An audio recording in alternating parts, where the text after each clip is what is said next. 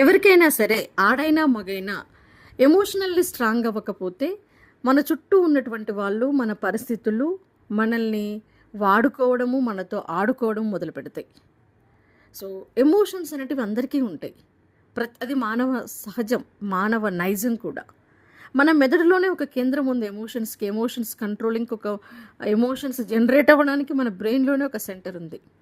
అయితే ఈ ఎమోషన్స్ని మనం ఎంతగా బ్యాలెన్స్ చేస్తున్నాము అనే దాని మీద మన జీవితం ఆధారపడి ఉంటుంది. నిజంగా చాలామంది ఎమోషనల్లీ వీక్గా ఉంటారు.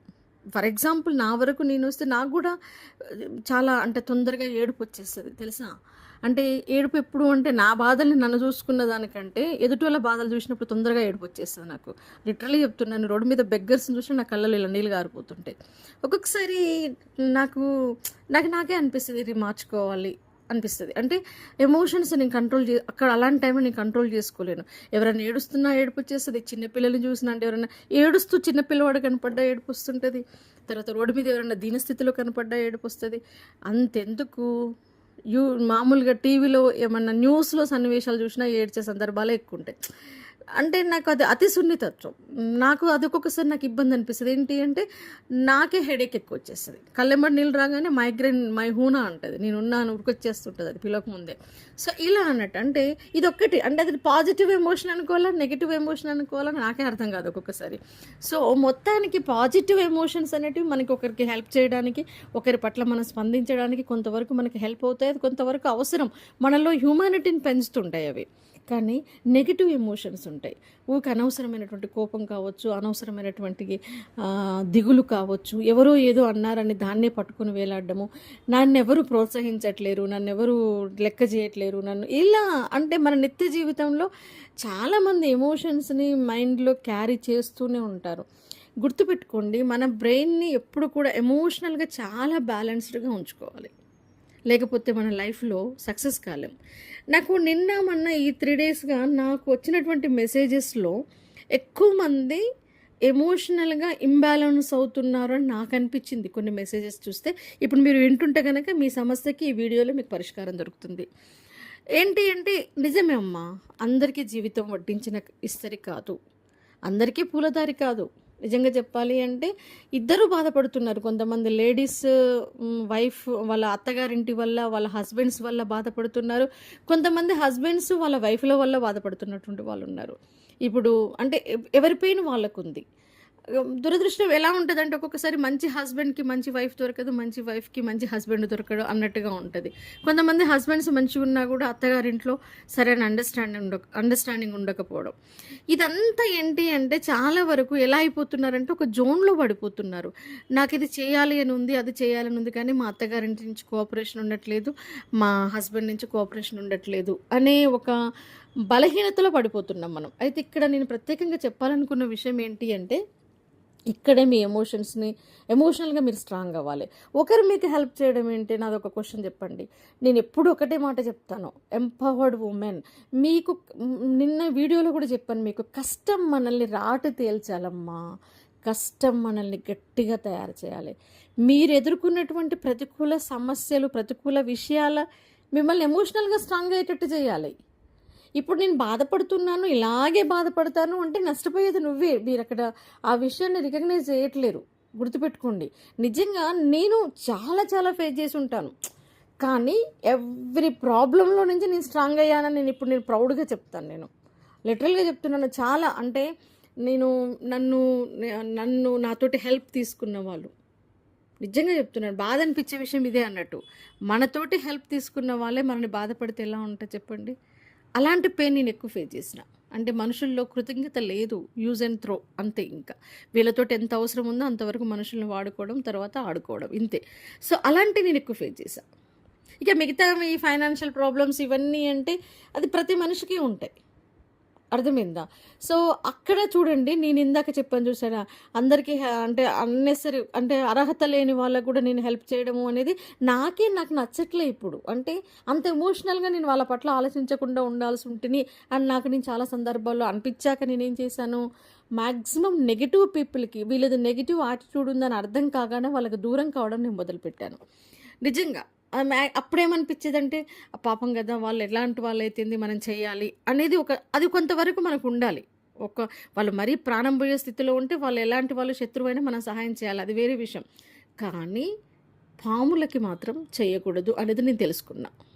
అంటే నాగుపాము అంటే ఎంత సహాయం పాలు తాగినా కాటేసే మనస్తత్వం పోదు అంటారు చూసారా, అలాంటివి.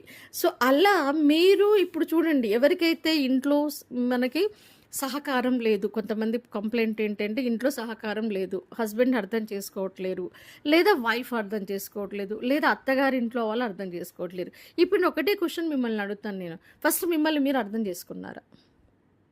గుర్తుపెట్టుకోండి, మనల్ని ఎవ్వరూ అర్థం చేసుకోవాల్సిన అవసరం లేదు. సో అక్కడే మీరు స్ట్రాంగ్ అవ్వాలి, అక్కడే వాళ్ళకి మీ సక్సెస్తో సమాధానం చెప్పాలి. ఇది గుర్తుపెట్టుకోండి. మీరు మిమ్మల్ని బాధ పెట్టే వాళ్ళకి మార్పు తీసుకురావాలి, వాళ్ళు నన్ను అర్థం చేసుకోవాలి, వాళ్ళు నన్ను సహకరించాలి అని వదిలేయండి. అవన్నీ సినిమాలలోనూ సాధ్యం, బయట సాధ్యం కాదు, నిజంగా చెప్తున్నాను. కానీ మీరు గెలిచిన రోజు వాళ్ళ నోర్లు మూసుకుంటాయి, గుర్తుపెట్టుకోండి. మీరు సక్సెస్ అయిన రోజు వాళ్ళు మీ ముందు తలదించుకొని నిలబడతారు. ఈ లోపు మిమ్మల్ని పొడుస్తుంటారు, గిచ్చుతుంటారు, గిల్లుతుంటారు, అంటే మాటలతోటి.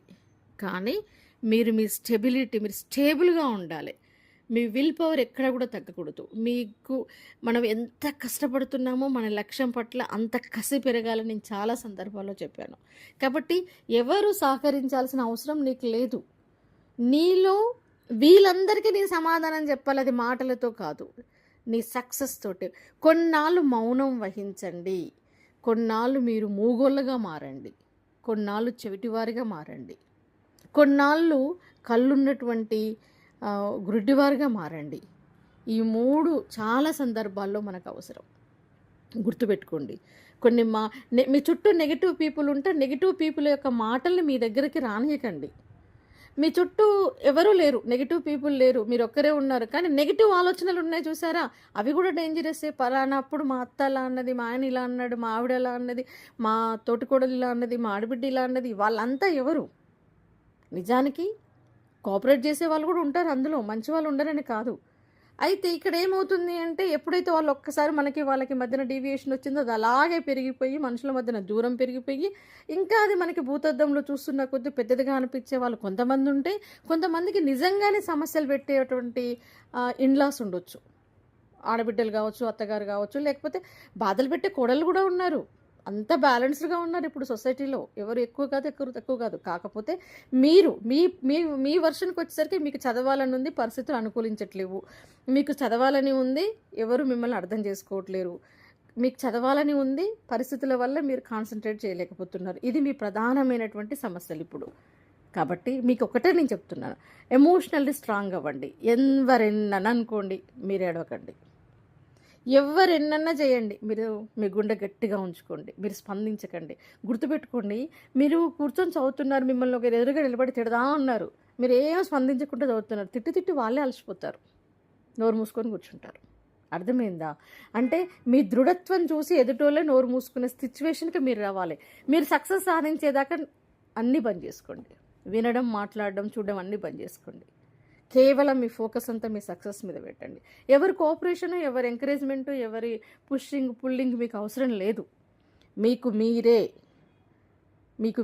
అవును, నాకు అర్థం కాక ఒక విషయం అడుగుతాను. స్త్రీ అంటే శక్తి స్వరూపినికి ఇక వేరే వాళ్ళ హెల్ప్ ఎందుకమ్మా? మనమే ఒక శక్తి లాంటి వాళ్ళం అనుకోవాలల్లా. నీలో ఉన్న పాజిటివ్స్ని గుర్తు తెచ్చుకో, నెగిటివ్స్ అన్నిటినీ మర్చిపో. అర్థమైందా? నువ్వేం సాధించాలో అది మాత్రమే గుర్తు తెచ్చుకో. నిన్ను వెనక్కి లాగే మాటలు, నిన్ను విమర్శించే మాటలు, దెప్పి పొడుపులు ఇవన్నీ పక్కన పడేసి, నాన్ సెన్స్ అవన్నీ డస్ట్బిన్లో పడేసి, నీకేం కావాలనుకుంటున్నావు అలా తయారవ్వడానికి నువ్వు పోరాటం చేయి, అంతే. ఇంకొక విషయం, చాలామంది కొంత నాలెడ్జ్ కూడా ఉండాలి. చట్టాలు స్త్రీకి అనుకూలంగా ఉన్నాయి, ఇప్పుడు మగవాళ్ళకు కూడా అనుకూలమైనటువంటి చట్టాలు వచ్చాయి. వాటిని కూడా మీరు ఉపయోగించుకోవాల్సి ఉంటుంది ఒక్కొక్కసారి. అర్థమైందా? సో మీరు ఎప్పుడైతే ఎమోషనల్గా స్ట్రాంగ్ అయ్యి మీకు మీరు హెల్ప్ చేసుకోవడం మొదలు పెడతారో, ఒకరి మీద ఎమోషనల్ డిపెండింగ్ అనేది అవసరం. నేను ఏడుస్తున్నా కాబట్టి ఇప్పుడు నన్ను ఎవరు పట్టించుకోవట్లేరు, నన్ను ఒకరు ఊరుకోబెట్టాలి, ఇది అవసరం లేదు. నువ్వు ఏడవకు, ఒకవేళ ఏడుస్తే నీకు నువ్వు ఊరుకోబెట్టుకో, నీ కన్నీళ్ళు నువ్వో తుడుచుకో. ఇప్పుడు నా భుజం ఎవరో తట్టాలి అవసరం లేదు. నీకు 2 భుజాలు ఎందుకు ఇచ్చాడు దేవుడు? కుడి భుజం తట్టడానికి ఎడమ చెయ్యి ఉంది, ఎడమ భుజాన్ని తట్టడానికి కుడి చెయ్యి ఉంది. ఇంకెవరు భుజాలు ఎవరి చేతిలో మనకేం అవసరం? అవునా కదా? సో అంత స్ట్రాంగ్ మీరు అవ్వాలి, గుర్తుపెట్టుకోండి. You are a strong woman, you are a strong men. Okay, so ఇంకెప్పుడు కూడా నెగిటివ్ ఆలోచనలు రానియకండి.